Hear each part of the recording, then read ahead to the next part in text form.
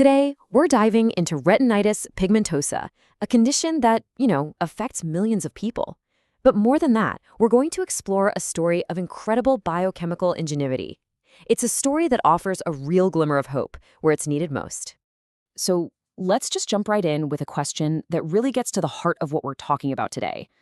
What if a complex biological machine, the one responsible for our very sight, breaks down, but could be patched up, could be supported with just a single clever molecule? That's the fascinating idea we're going to unpack. Now, to really appreciate how brilliant the solution is, we first have to understand the problem.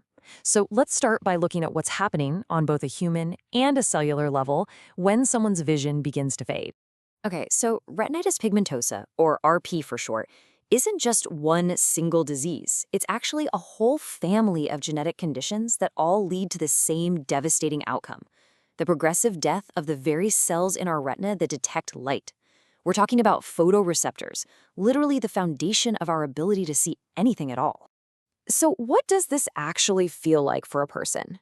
Well, it often starts with having trouble seeing at night. Then the field of vision starts to narrow, creating this debilitating tunnel vision. And this happens because the disease usually goes after the rod cells first. Those are the ones that handle our night vision and our peripheral vision. As those rods die off, they can't support the cone cells anymore, the ones we need for color and sharp central vision. And so they start to fail too. It's just the slow, cascading loss of the world around you. To really get what's going wrong here, it helps to think of the eye as this highly sophisticated, continuously running factory. And in RP, a critical production line in that factory just grinds to a halt. You see, in a healthy eye, this factory runs a beautiful, incredibly efficient process called the photochemical cycle. When a single photon of light smacks into a molecule called 11-cis retinol, it instantly changes its shape into something called all-trans retinol. That little shapeshift fires off a signal straight to your brain, and boom, that's vision. The used-up all-trans retinol is then sent off to be recycled back into its fresh, ready-to-go 11-cis form, all set for the next photon. It's a perfect, sustainable loop. But this is where the factory breaks down. For many people with retinitis pigmentosa, a genetic mutation completely shatters that recycling process. The machinery that's supposed to turn the used all-trans form back into the fresh 11-cis form gets severely damaged, or it's just lost completely. And this breakdown causes this devastating two-pronged attack. First, the photoreceptor cells are basically starved of their most essential raw material, that 11-cis retinol. Without it, they can't make rhodopsin, which is the pigment they absolutely need to capture light. At the exact same time, all that unrecycled all-trans retinol starts to build up, and it turns into toxic waste, stuff like lipofuscin, that literally poisons the very cells it's supposed to be helping. So the cells are being starved and poisoned all at once. But what if you could just bypass the broken part of the factory altogether? This is where the story takes a really hopeful turn, and it's all thanks to some remarkable biochemistry.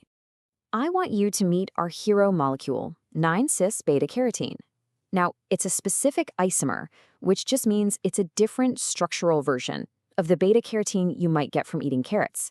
But its unique shape allows it to act like a brilliant little biohack, creating a workaround for the broken visual cycle. Okay, and this is the really crucial point. Standard vitamin A or regular beta-carotene, it mostly converts into all-trans retinol.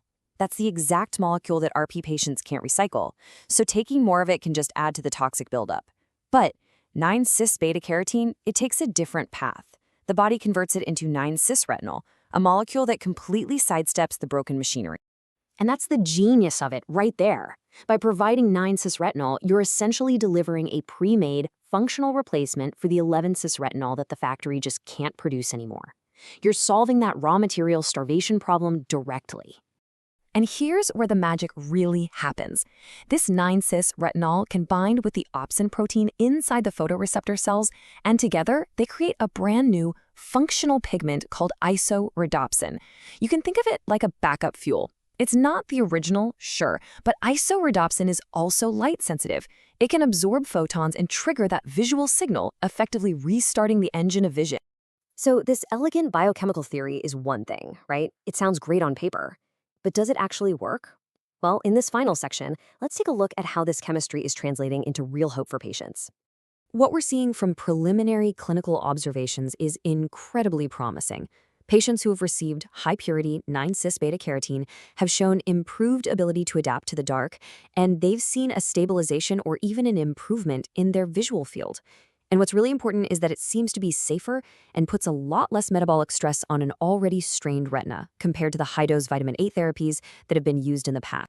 So what does all this mean for someone who's navigating an RP diagnosis? Well, first, knowledge is power. Getting genetic testing can pinpoint the exact cause. Second, protection is key. The retina is under a ton of stress, so proper sunglasses aren't a luxury, they are an absolute necessity. And finally, no one should have to face this alone.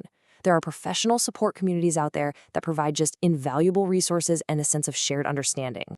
And that's the thought we'll end on. This approach, it doesn't try to repair the broken gene. Instead, it offers a profoundly clever workaround. It really makes you wonder, perhaps for some of biology's most difficult problems, the most elegant solution isn't a direct fix, but a brilliant detour.